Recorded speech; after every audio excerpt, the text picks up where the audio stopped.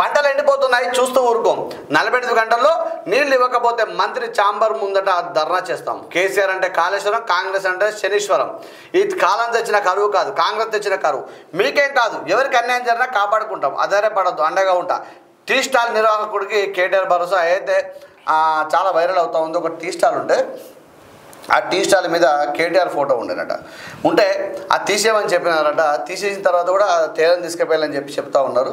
అయితే అక్కడ కేటీఆర్ పోయి వారితో భరోసా ఇచ్చి 10 లక్షలు కానీ 15 లక్షలు కానీ మీకు మంచి కొట్టు పెట్టిస్తాను, మీకు మంచి ఏదో బిజినెస్ పెట్టిస్తానని చెప్పి వారికి భరోసా ఇవ్వడం చెప్పడం జరిగింది. దీన్ని మేము స్వాగతిస్తూ ఉన్నాం, అభినందిస్తూ ఉన్నాం. అలాగే ఇంకొక విషయం తీసుకుంటే అయితే కేసీఆర్ అంటే కాళేశ్వరం, కాంగ్రెస్ అంటే శనేశ్వరం. కేసీఆర్ కాళేశ్వరం మీద అనేక వార్తా కథనాలు వస్తున్నాయి.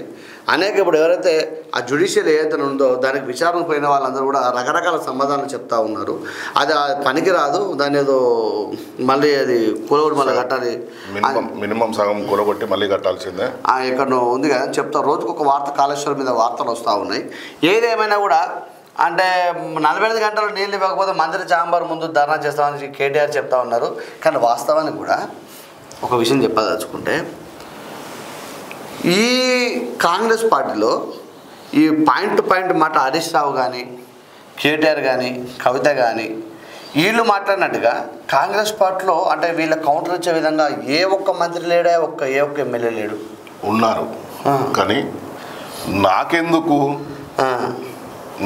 లేదు. వాస్తవానికి పాయింట్ మాటలో ఒక అర్థం దగ్గర అంటే మాట్లాడడానికి ఉన్నారు కానీ మాట్లాడవాలి అంటే ఇక్కడ ఏమో నాది మనది అనే స్వభావం టీఆర్ఎస్ ఉంటుంది. అక్కడ నాకెందుకు, నాకేంటి, నేనెందుకు కంటు కావాలి. మీనాక్షి నటరాజు నచ్చినా కూడా నిన్న విహెచ్ వాళ్ళ ఇంట్లో హనుమంతరావు ఇంట్లో కాపుల మీటింగ్ ఏదో జరిగిందట. దాని మీద సీరియస్ అయింది, ఏఐసిసి సీరియస్ అయింది. ఎందుకు వాళ్ళ ఇంట్లో ఎందుకు మీటింగ్ పెట్టాలి అంటే బీసీల కోసం కులగాలని చెప్తే అభినందించాల్సింది పోయి మీరే మీటింగ్లు పెడితే ప్రజలకు ఏం మెసేజ్ చేయదలుచుకున్నారని చెప్పి వారు నిన్న కొంత కోపం వచ్చినట్టుగా తెలుస్తూ ఉంది. అయితే కాంగ్రెస్లో ఎట్లుంటుందంటే ఒక్కరు ముందుకు పోతుంటే వెనక నలుగురు కిందికి ఉంచుతారు. అది ఎండ్రికాయల దాన్ని ఏమంటారు, అదే అంతే కదా.